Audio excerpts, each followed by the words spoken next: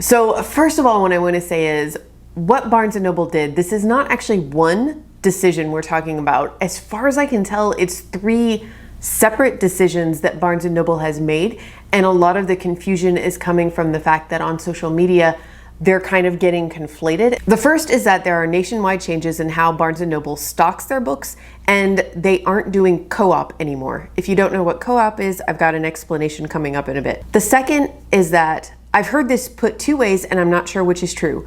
Barnes & Noble has decided that moving forward, they will only be shelving hardcover middle grade books from, and it's either the top 2 performing or best-selling authors from each house, or only brand books. Honestly, I think it doesn't even matter which is the official rule at this point, because the brand books are going to be the top bestsellers, right? You know the ones we're talking about, I'm guessing.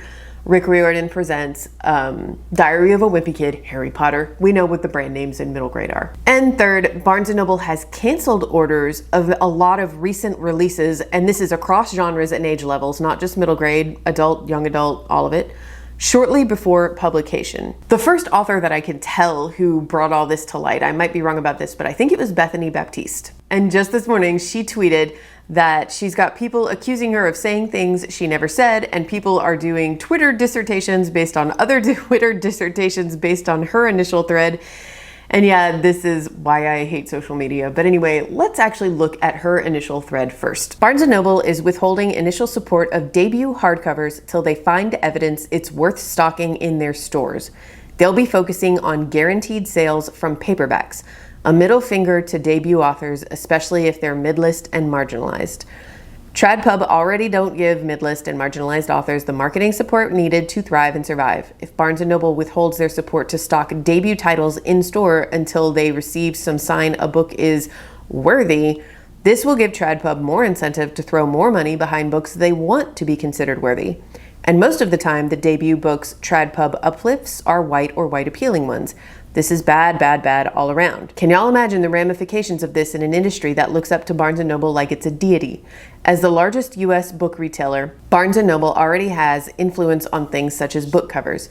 This puts even more power into Barnes & Noble's hands, power that impacts a debut's sales and career. Even if a debut doesn't hit the bestseller list, a debut author's sales impact future book deals and advance sizes. Good sales can give debut authors, especially mid-list and marginalized ones, leverage at the bargaining table. Booksellers are out there using the Barnes & Noble's hashtag, people who work at Barnes & Noble, and they're talking about this too, and one of them, Colby Dockery, actually responded to Bethany's initial thread. As a Barnes & Noble bookseller, I effing hate this. There are so many books I want to stock to sell, and corporate refuses to order them. But even if they're not in our stores, you can still order them from us if you wish to. Just please support authors, especially debut and marginalized authors. Bethany asked if she could share this in her thread, and Colby replied, sure. The focus on paperback sales means that we started to see hardcovers become unavailable to order into the store months out from their paperback releases, and some months after their release date. It's indefensible and hurting sales we know we could make if they let us. And while I'd like for everyone to know that we can still fulfill customer orders for these books, I also want to be transparent about what's happening, because telling customers they have to wait on a book that's not in my store or nor any surrounding stores is driving them elsewhere. Bethany said, could you clarify what you mean by fulfill customer orders? Do you mean online orders that can be shipped for store pickup or can be shipped to the customer's home? And Colby said, yeah, of course, you can still order books online or from the store to either be sent to your home or to be picked up in the store when they arrive. We just can't order these books to be placed on our shelves. There's a lot more information out there, and if you want to just scroll the Barnes & Noble hashtag, although like I said, it gets confusing, I'm also going to link to a thread created by Gabby Burton where she just basically kind of does a great roundup of debuts and other authors speaking out. A lot of them made videos, booksellers are chiming in, editors are chiming in. It's just a really good roundup of the conversation that was happening. Okay, so the first thing I want to say is, again, I'm really, really grateful to the authors who actually just brought this out. They were the first to step up and start talking about it, because that's always kind of a scary thing to do. And I'm really glad this discussion is happening, and it's thanks to them. And the second thing I want to say is that if you're watching this and you are a traditionally published author and you're like, you know, not John Green, the rest of you, I'm so sorry, because this has, I'm sure, impacted you. And especially if you're a debut author, this is just a blow and it's terrible. I have had the experience of going into a Barnes & Noble the week or month of my novel coming out and not seeing it there, because getting stocked is never a guarantee, but there was always at least a chance of it. And walking in and not seeing it, it feels like a bit of a gut punch. And this policy is, we'll get into it. I just want to express my condolences to you. Again, especially if you're debut, because this is supposed to be the happiest of times, and this decision just sucks. The next thing I want to talk about is, what even is Barnes & Noble anymore? Seriously. I have felt for the last decade that they are having a serious identity crisis triggered by the birth of Amazon. And this latest series of decisions, like all three of these things put together, it just really feels like someone up there is pouring gas around the house and they just lit the match. I'm old enough to remember when Barnes & Noble was Goliath and indie bookstores were David. Then Amazon came along and that was the new Goliath, and suddenly Barnes & Noble was David and the indies were the townspeople. I don't know, I don't remember much about the parable. The point is, people love a David. People love to root for the underdog, and Barnes & Noble happily stepped into that role. They did a really good job publicly of convincing readers that buying from Barnes & Noble was fighting the good fight against Amazon. Except it's not a good fight anymore. It's kind of a sad fight. I feel like we just watched David pick up a boomerang instead of a rock, and he's about to take himself out. This piece on Book Riot went up. This is by Jen Northington, and she did work for Borders back in the day, and also for some indies. There are a few factors to consider here, and we'll start with Barnes & Noble's recent sale and leadership revamp. In 2018, the board fired its chief executive. A summer later, hedge fund Elliott Advisors purchased the chain and put James Daunt in charge.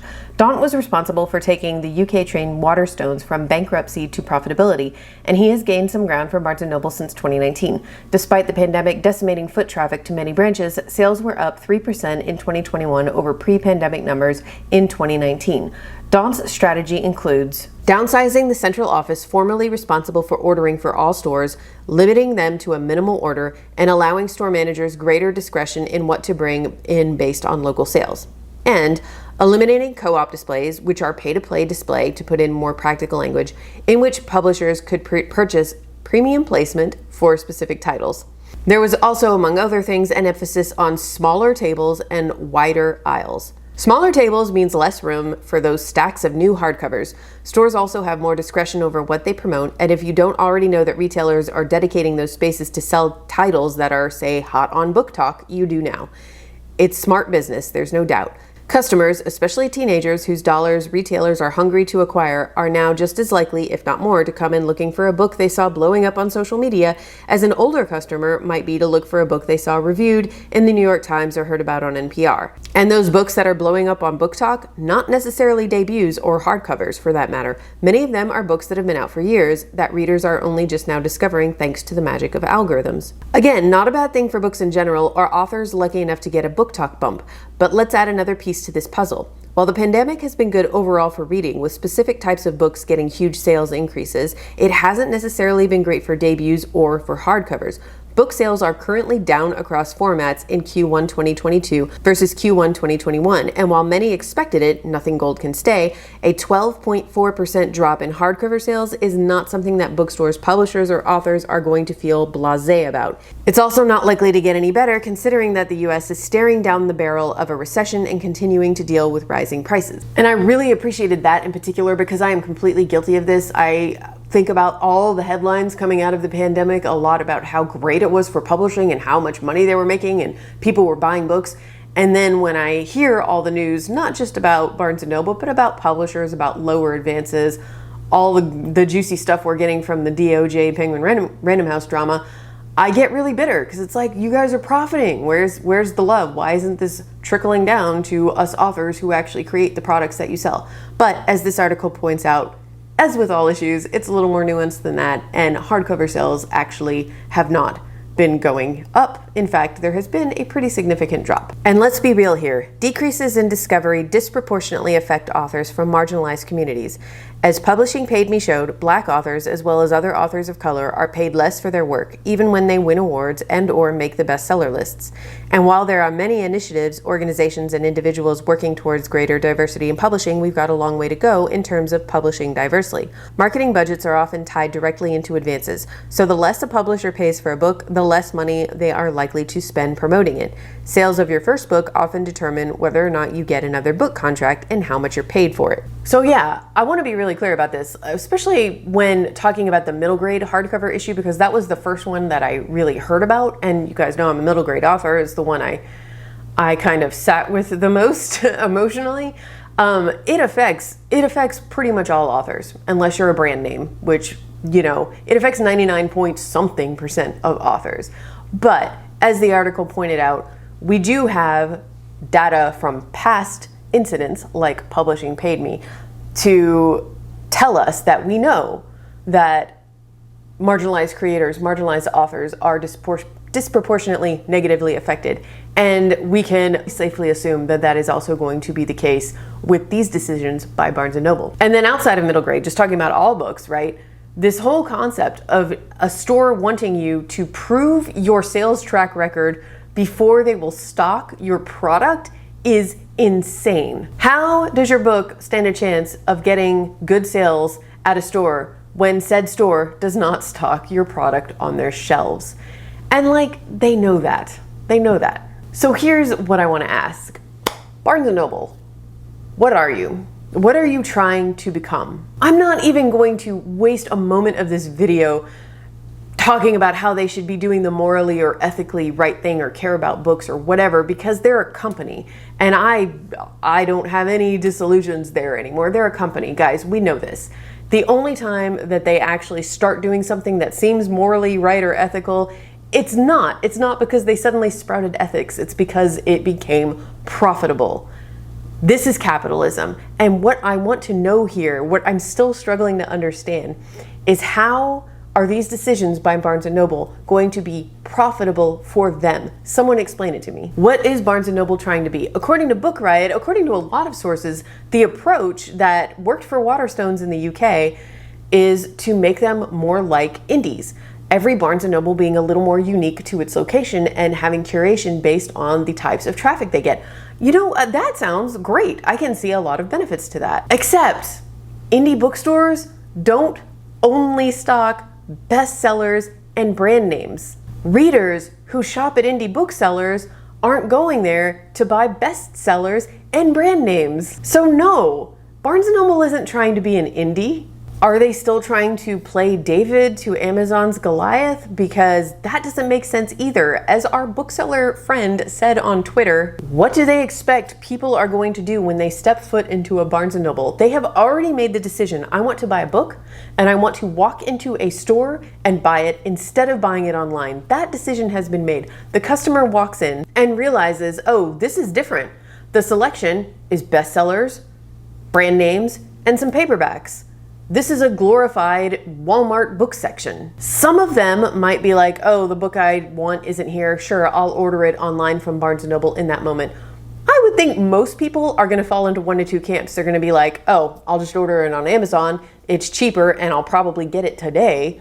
Or, well, this is outrageous and this is not why I came to a brick and mortar store. I want a better experience, so I'm gonna go find an indie. Because yes, a lot of people still really, really want that indie experience, and that is something that even Amazon has not figured out how to replicate. And then as for however many, customers would come to that Barnes & Noble that day and realize what they want is no longer there and that the store has changed, they might buy from Barnes & Noble's janky website in that moment, but next time they want to buy a book, what are they gonna do? You think they're gonna go back to have the same experience? No. They're gonna go to Amazon or they're gonna go to an indie. And then let's talk about the consumer who wants to buy the latest Colleen Hoover book while they also shop for DVDs and toys. Why choose Barnes & Noble unless Barnes & Noble is also going to start selling cat litter and shower curtains? Those consumers already have their go-to retailers for their shopping. These decisions are just going to actively drive away all types of book consumers from Barnes & Noble, and I'm just at a loss as to what the explanation might be. What are you trying to be now, Barnes & Noble? Are you a local indie courting those readers who long for that curated brick and mortar experience? No, because you don't sell mid-list books. at all. Are you a retailer that offers shoppers a convenient place to pick up the latest bestseller among some other items? Call me when you're stocking Ben & Jerry's and a decent selection of power tools. Are you still trying to be the stalwart David against Amazon's Goliath? I'm no fan of Amazon, but you know what? I could order any mid-list hardcover title I want from them, and I would probably get it later today. So tell me, who are you? Because I'm having this deja vu, like I feel like I've seen you before and I just can't figure out where. I know. Coming back for more. Crashing down and in the